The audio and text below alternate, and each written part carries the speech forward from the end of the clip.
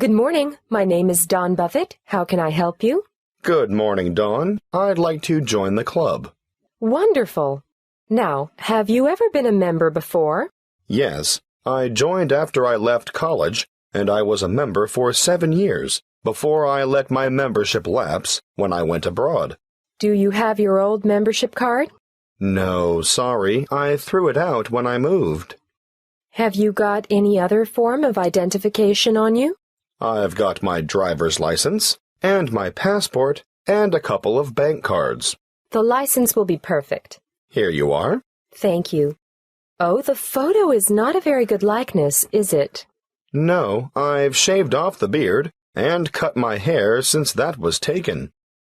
I'm going to have to make a note of some of these details, and I'd like you to correct me if any of them have changed. Obviously, the number here will be the same. AY916310. Look, you've copied it down wrongly. It's AY196310. Thank you. I'm glad you picked that up. Now, family name? Black, and other names? Gavin Raymond? Yes. And you were born on the 22nd of January, 1973. That's correct. Can I just remind you that you'll need to renew your license by the 19th of 2012? You wouldn't believe the number of people who get caught out with an expired license. Thank you. I must admit, although I carry it around in my wallet, I wasn't really aware of that. Not many people are. I've been caught out myself. Now, I can see that you're one of those who has opted out of having an address printed on the card, and I can understand that. Personally, I think it's better security not to have it, in case your wallet gets stolen, for example. I agree. Can you give me your current address for our records? Yes, of course. I live at 29 Sunset Street, Meadowbank. Thanks. Actually, my uncle lives in the same street. It's a very nice area, isn't it? Yes, pretty good. Now, you've got 3 classes of license: motor car, motorbike, and heavy vehicle. Do you want to be covered for all 3? Oh, not anymore. I had a motorbike when I was a student, and then, before I went abroad, I worked as a truck driver for a while. But I never want to do that again. These days, you'll only find me behind the wheel of a car. Well, that's all done. Now for one final question. What's that? I need to ask you whether you've ever had any driving or other convictions or endorsements on your license. Well, I've had a few parking tickets. We don't count those. And I haven't had any endorsements, but I do have a dangerous driving conviction from back in 1993. I was young and inexperienced, and going too fast in wet weather, and I slid off the road and hit a power pole. Well, I have to make a note of that, but you're lucky. Because it's over 15 years ago, it won't be held against you. We've changed quite a lot here at the Royal Car Club since you were last a member. Oh? We now have 4 different levels of membership, starting at blue, then moving through bronze to gold. What does that mean exactly? Well, you get a different level of service and different benefits depending on what you choose. Of course, that is reflected in the annual fee. The more benefits, the higher the fee. I see. The standard club care comes with a 5% discount at bronze level and a 7.5% discount at silver level. And gold? If you own more than one car, I'd recommend the gold level because you only pay half the fee on your first vehicle. I'm not sure I need that. Well, bronze and silver have $10 and $20 off the insurance fee, but with the gold membership, say you had an accident and your car was badly damaged or off the road for any length of time, you'd be eligible for car hire at no extra cost. That's good. There's one more thing. If you need to borrow money to purchase a new car, we offer personal loans at a reduction off the general applicable rate. These start at 0.25%, go up to 0.5% at bronze level, and increase to 0.75% at the next level. Gold has a whopping 1.25% reduction on the applicable rate. Well, that is something I should consider, perhaps. Thanks for your help. I'll think it over and let you know. That is the end of Section 1. Section 2. Welcome to Summerland. I'm your guide, Jackie, and I'm going to tell you a little bit about what we do and have here before I take you on a tour of the facilities. In our air-conditioned restaurant, we can cater for anyone from the individual diner to families and tour groups. We also do functions such as weddings, conferences, birthday parties, and so on. We have a delicious modern menu on offer in the restaurant, or perhaps you'd prefer to sit outside in the courtyard overlooking the lush tropical gardens. And for those booking a function, we devise an interesting set menu according to the type of celebration and the client's budget. If formal dining isn't what you're after, we operate a takeaway food bar, which has a range of light snacks and refreshments, just the thing if you're supervising children in the playground.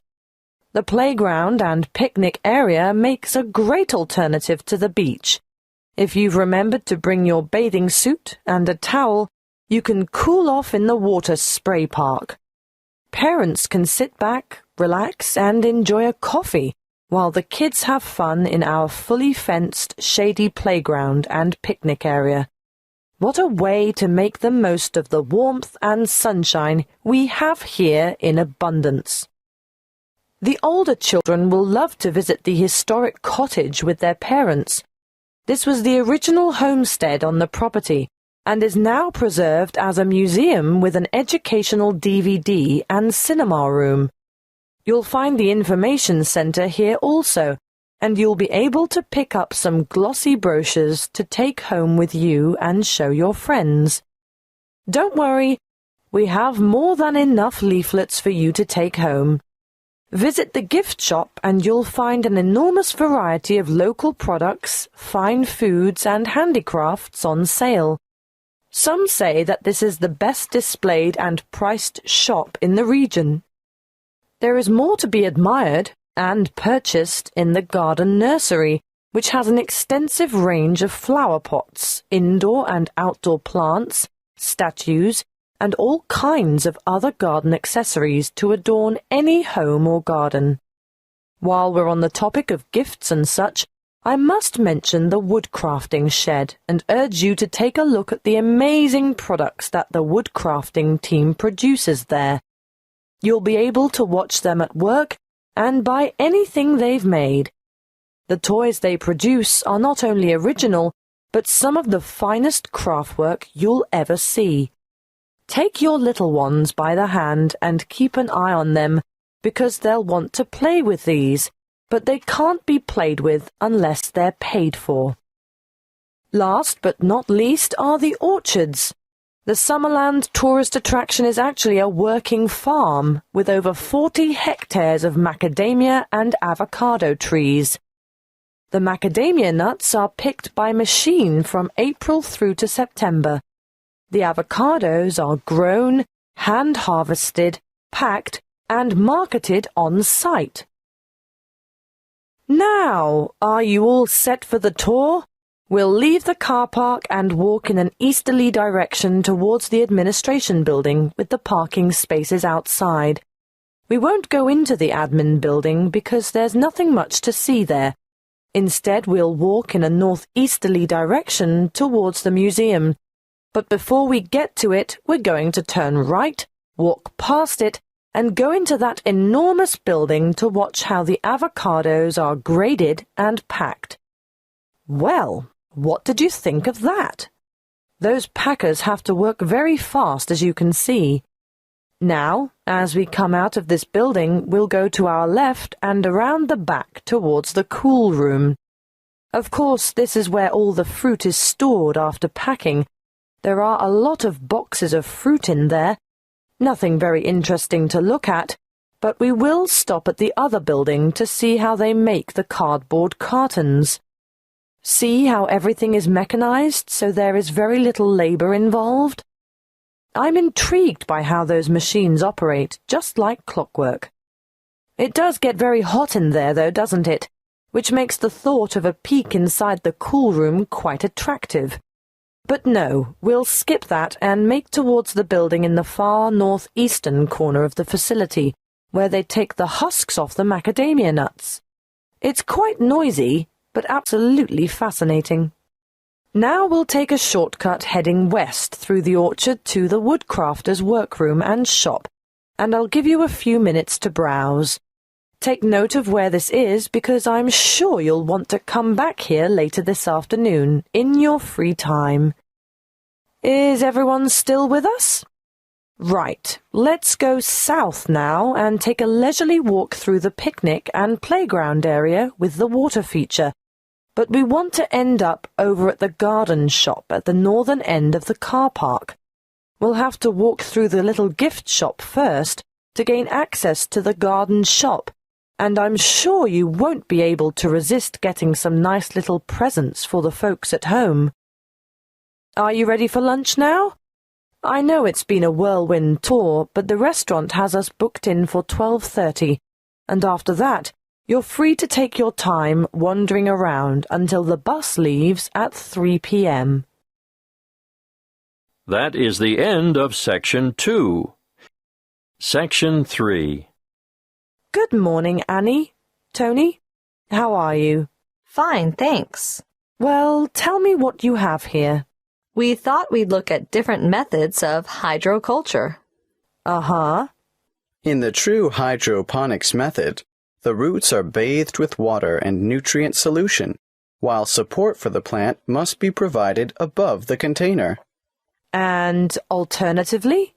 Alternatively, the plants can grow with their roots in a substratum, such as sand, vermiculite, or LECA granules. LECA stands for Lightweight Expanded Clay Aggregate, and vermiculite is... Thank you, Tony. I know what vermiculite is, but you should be prepared to give details about all these things to the visitors. Can you explain what the advantage of LECA is over traditional soil? It's a natural product, manufactured from clay. It's colorful, lightweight, and perfect for allergy sufferers. That's right. Now tell me why. Because it's clean and hygienic, bacteria and soil diseases don't get a chance. Well, you could say that on this chart here, ideal for household plants. And we'll point out that the growing medium itself makes no contribution to feeding, which is provided in solution with the water. Good. Now tell me what you've got here. This is a simple version of the first method, using a wide-neck jar which we've filled with water and nutrients, leaving space at the top. As the roots need to be in darkness, we'll cover the sides of the glass with brown paper later. How did you get the plant through the cork? We made a hole through the center and cut the cork in half so we could fit it around the plant stem, and we padded the hole with cotton wool. Well, that's a good demonstration of the principle involved, and ideal for a houseplant, but many people will want to see a wider application. What about more plants? We haven't quite finished the preparation yet, but over here you can see a bigger container. In fact, any wide container can be used, with the nutrient solution in the bottom, airspace above, and then we've made a rigid lid, and we've covered that with a layer of litter. What have you used for litter? We've used wood shavings. Untreated? Definitely. That's most important. You can use a variety of materials for litter, but obviously nothing toxic, and treated timber contains some nasty chemicals. So, if you're using sawdust or wood shavings, they have to be from natural timber. A good point. Yes, we'll make a note of that when we list possible ingredients for litter. Be sure to explain the purpose of the rigid lid. It's wire mesh, isn't it? And why the litter layer is important too.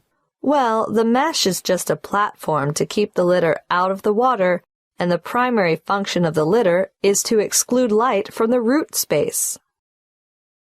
What you have so far is ideal for the home or office, but what about commercial applications?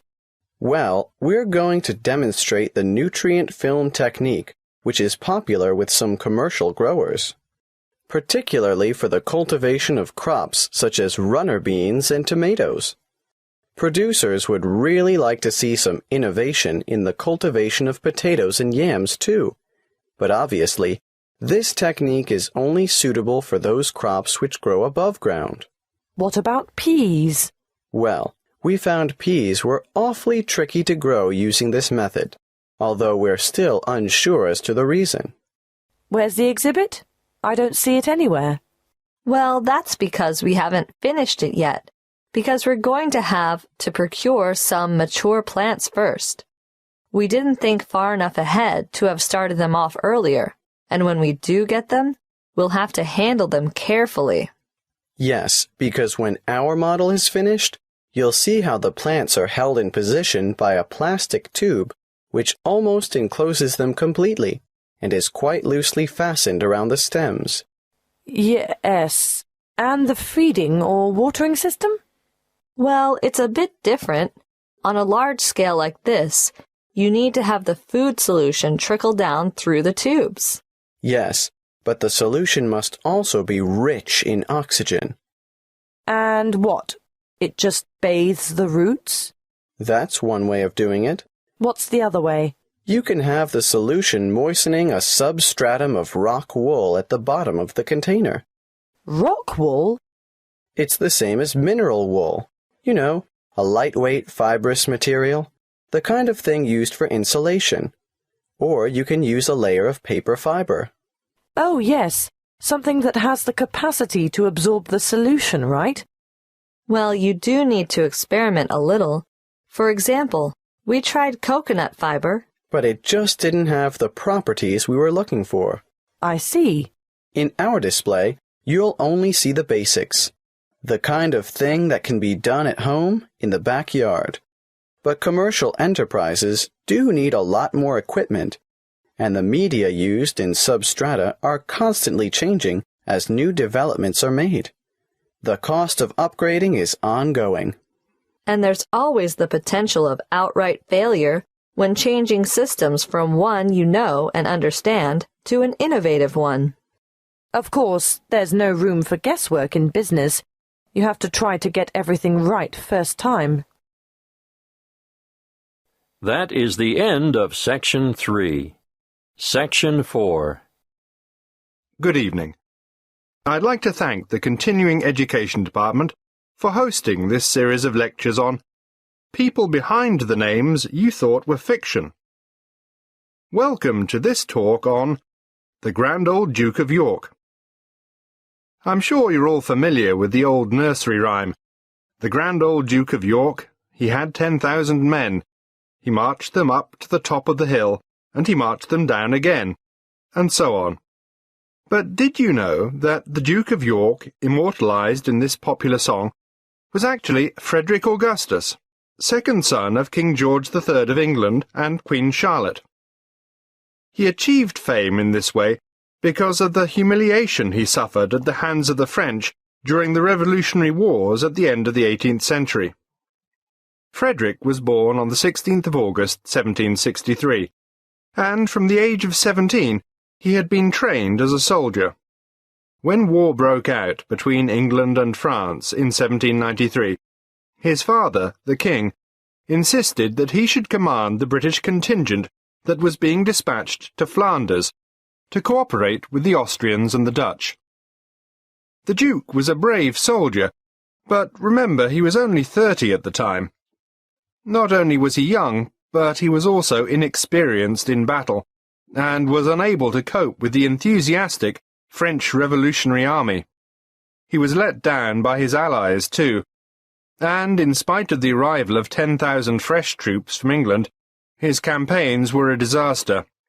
He was driven out of Dunkirk in September 1793, Flanders in May 1794, and Belgium in July 1794. Finally, during the winter of 1794 to 1795, his army retreated to the border of Hanover, and, with his unsuccessful campaigns over, the Duke returned to England. It was after this military fiasco that the Duke of York came to be, rather unkindly, satirized in song. Would you believe, despite all this, King George III arranged his son's promotion to the position of Commander-in-Chief of the army in 1798, and in the following year he was appointed to command an army sent to invade Holland. Again he was unsuccessful, and this confirmed the general opinion that he was not capable of commanding an army in the field. Nevertheless, the rhyme is a bit cruel and harsh, because it doesn't take into account the nature of the soldiers who served with Frederick. All the blame for lack of success should not have been attached to the Duke alone, because the army he had under his command was made up from what is commonly described as the scum of the earth.